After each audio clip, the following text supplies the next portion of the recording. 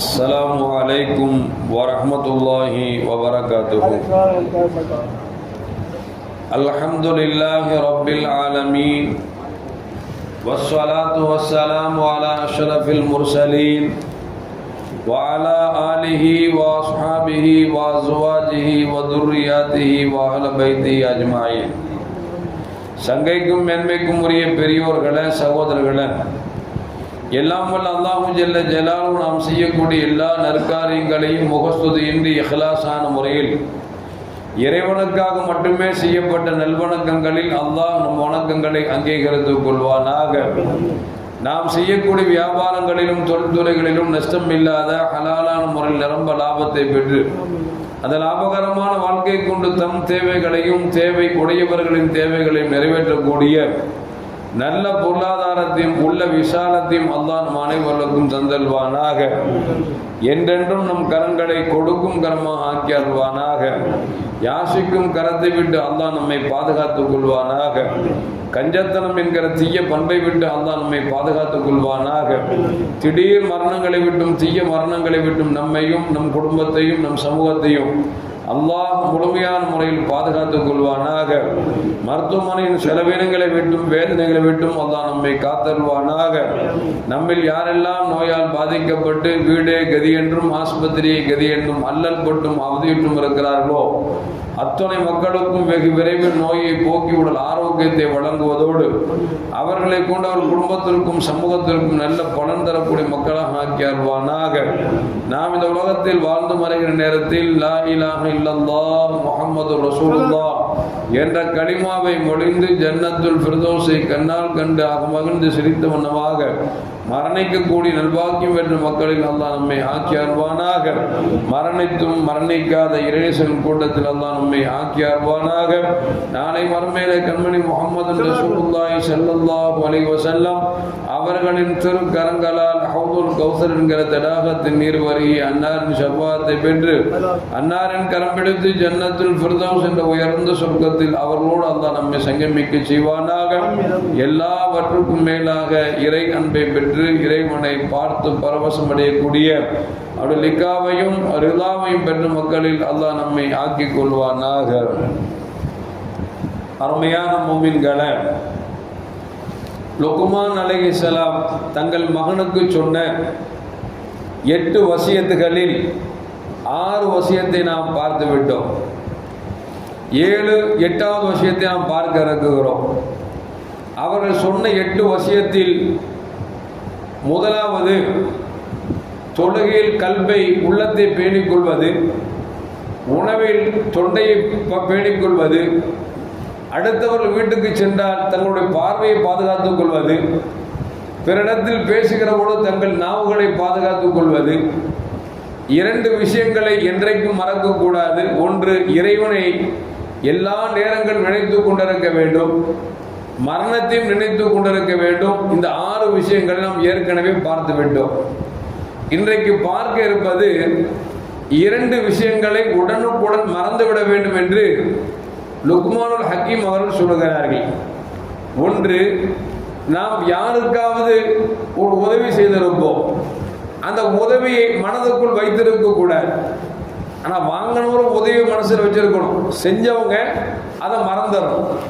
நம்ம என்ன செய்வோம் அப்படின்னா, யாராவது குமர் காரியத்துன்னு கேட்டிருப்பாங்க, நான் 2 பிள்ளையை பெற்றிருக்கேன், பிள்ளைக்கு காலங்கள் கடந்து போச்சு, கல்யாணம் முடிக்க வசதி வாய்ப்பு இல்லை அப்படின்னு நினைச்சுவார்னா செல்வந்தர்கிட்ட போய் கேட்டிருப்பார். செல்வந்தர் நினைச்சுவார் அப்படின்னா அவரால் முடிஞ்ச 5000மோ 10,000மோ ஒரு கொம்பூர் காரியத்தை நிறைவேற்றி வைக்கக்கூடிய செயலை செஞ்சிருப்பார். உண்மையிலே பெரிய மனம்தான்.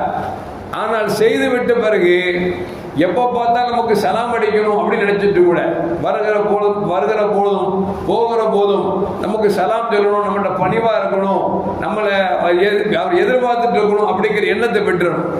கல்யாணம் பண்ணி வச்சோமா, உதவி செஞ்சோமா, அது அப்படியே மறந்தன்மை தவிர பாரு நம்ம 10,000 ரூபா கொடுத்த ஒரு சலாம் சொல்ல மாட்டான், பாரு என்ன ஹெல்ப் பண்ணோம், நம்மகிட்ட பேச மாட்டான், பாரு நமக்கு அது செய்ய மாட்டான், பாரு இது செய்ய மாட்டான், பாரு அப்படின்னு சொல்லி எதையும் எதிர்பார்க்க கூட நாம் எதை செய்தோமோ அல்லாஹ்வுக்காக செஞ்சிருக்கிறோம்.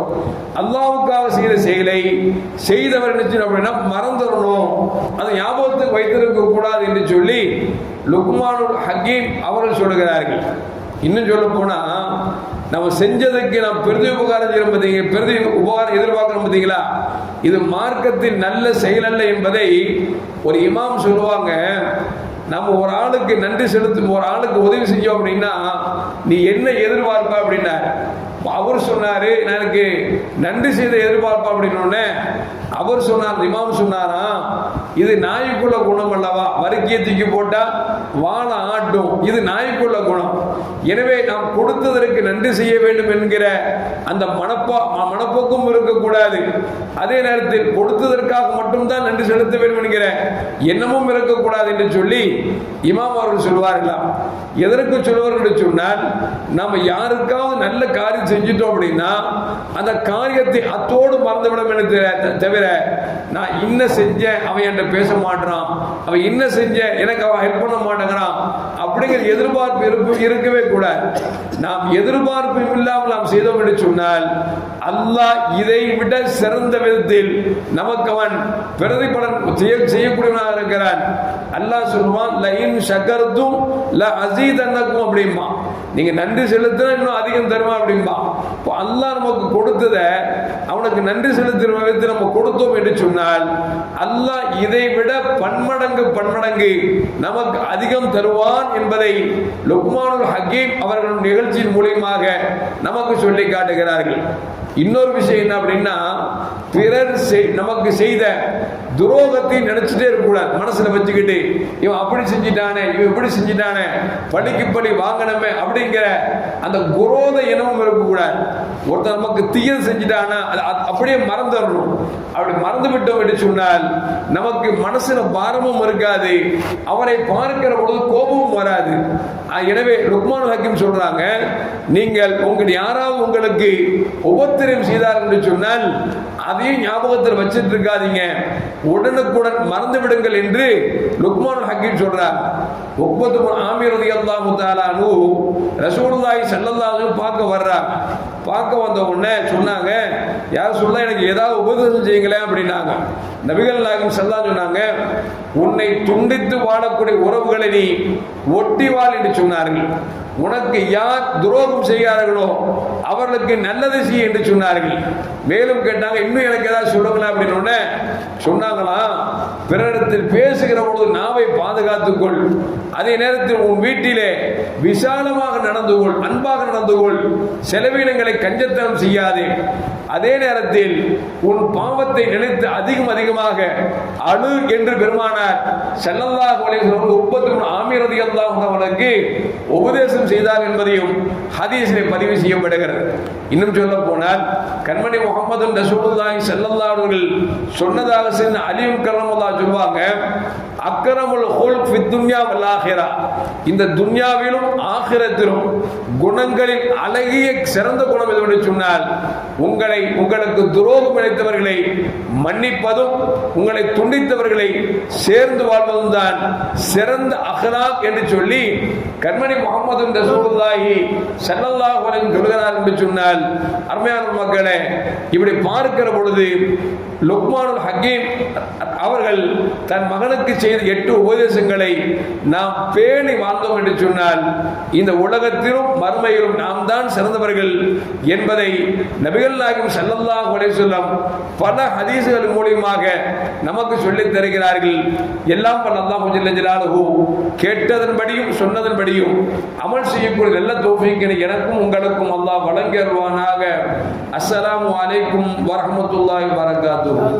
ஸல்லல்லாஹு அலா முஹம்மத் ஸல்லல்லாஹு அலைஹி வஸல்லம். ஸல்லல்லாஹு அலா முஹம்மத் ஸல்லல்லாஹு அலைஹி வஸல்லம். ஸல்லல்லாஹு